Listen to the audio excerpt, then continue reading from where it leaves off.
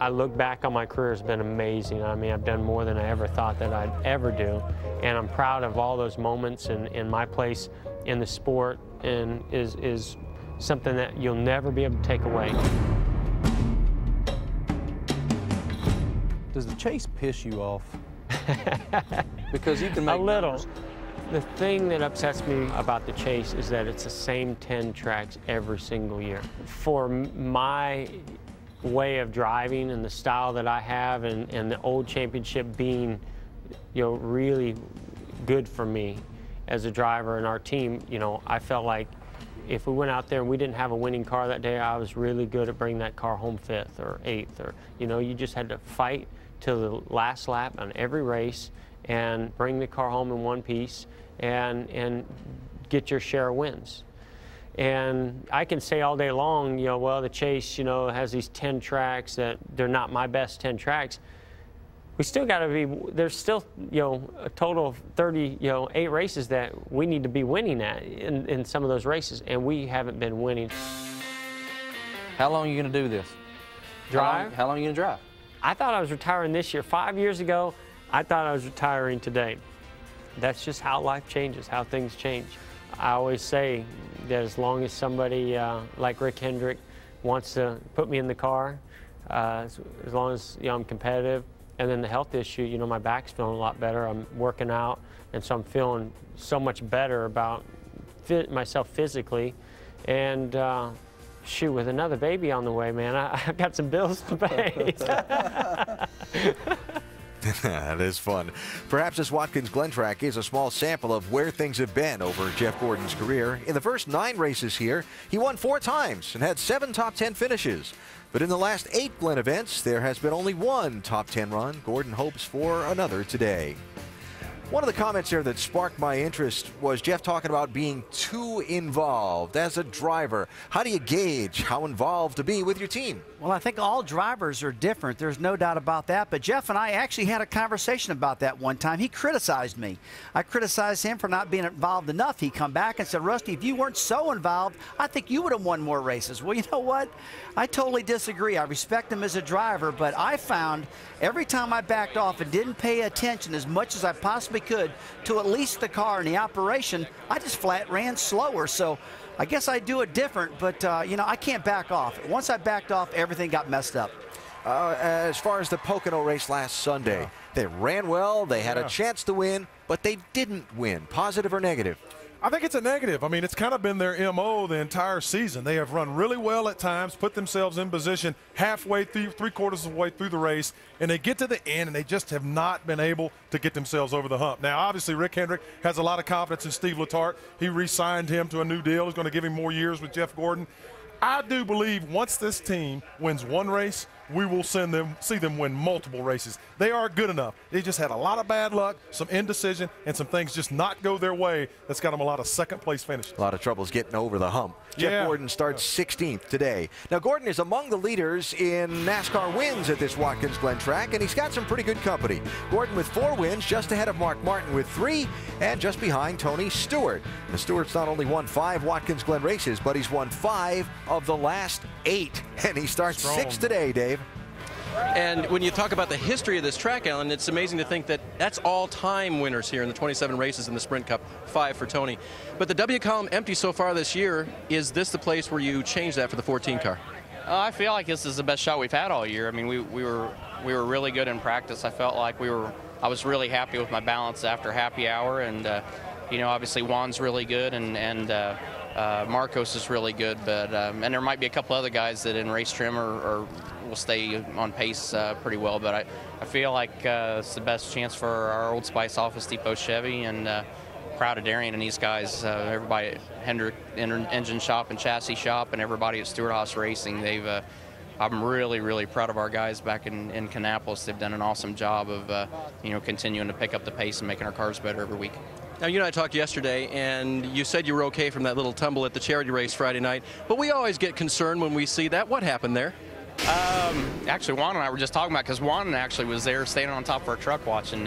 We went into turn 1, and a guy had problems with his steering, and he was trying to get off the track, and when his steering broke, it turned him hard left and brought him back on the track. And you're running so fast in a winged sprint car there.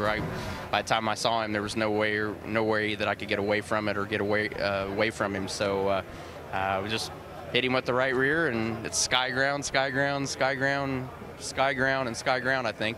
And then finally it landed on its lid. So it's nice having that big wing on top because it cushions the blow a lot. And we're fine. I mean, I'd go back and do it again tomorrow, so no concerns about it. It was fun. We ran 3 races this week with that car, so we've had a good time. All right, well, here's to looking out the front windshield with everybody else behind you today. Just blue sky ahead. Mike Massaro. And one team that looks particularly strong today is the Ganassi bunch. Juan Pablo Montoya qualifying 3rd, and this guy, Jamie McMurray, qualifying 2nd. With you guys qualifying so strong, I'd imagine you've had some conversations. What have you talked about in terms of the way you plan to attack the race today? Well, honestly, we haven't talked that much. We had our team meeting this morning, and really you just discuss kind of your strategy for the crew chiefs more than anything of when we'll pit, and just how aggressive we're going to be at the beginning. So we'll just have to wait and see. Our McDonald's Chevrolet is really good. I know that you know, Marcus is certainly probably going to be the class of the field. Tony Stewart, Juan. So we just find a good place to ride here at the beginning of this, and brakes always seem to go away. Last 25, 30 laps. So try to conserve our brakes at the beginning, and starting up front is going to be good, but you got to have good pit strategy. So Bono does a really good job at that, so not worried about it. Well, Alan, I don't think it's much of a stretch to call this guy at least a dark horse. After all, his background is in go-kart racing. Certainly accustomed to going left and right. Jamie McMurray, Michael, thank you. Starting on the front row today. Still to come, Marcus Ambrose, whose attempts to win one of these Sprint Cup races have been turned aside in sometimes cruel ways. Could today be the day? Richard Childress, the 6-time champion team owner who has his team back in title contention again and is always lurking somewhere nearby while they compete. That and more from the grid when NASCAR Countdown continues from the Glen.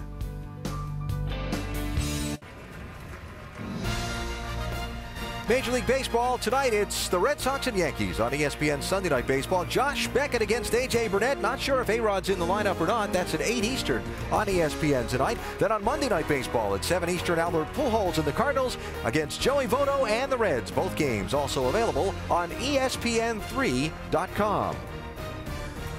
The baseball is in the Bronx tonight. The racing's upstate New York this afternoon in Watkins Glen, where the green flag waves on this historic road course in 43 minutes. This is the second of 2 road course events during the year for the NASCAR Sprint Cup Series. The first happened on June 20th at the opposite end of the country and ended with a 4-time champ in Victory Lane. It is Casey Kane and Jimmy Johnson leading them down to the green flag. 110 laps and we're underway. This is going to get fun in a few laps watching the 48 and the 47. I cannot get away from this 48. Catch me if you can. Marcos Ambrose, great stop. Boy, it's going to be close, and the 48, I think, is going to do it. And there he goes. Oh, maybe not. And this is the time of the race where the boys are going to start playing a lot rougher. The last thing Marcus Ambrose wanted to see, a 2-second lead. Now you got to endure another restart. Marcus Ambrose has to give up the lead. Putting us behind the 9, and I don't know why. You have to maintain speed. That's in the rule book.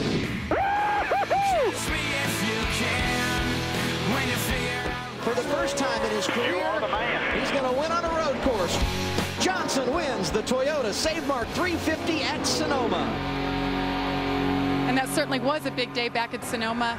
Jimmy Johnson's first road course win in a Sprint Cup car. Jimmy, what did that win do maybe for your confidence and this team's confidence as we approach another road course? You know, coming into this race, we had a lot of confidence that came from that. Very proud of what I did in Sonoma, what the team did. It was an awesome, awesome weekend for us.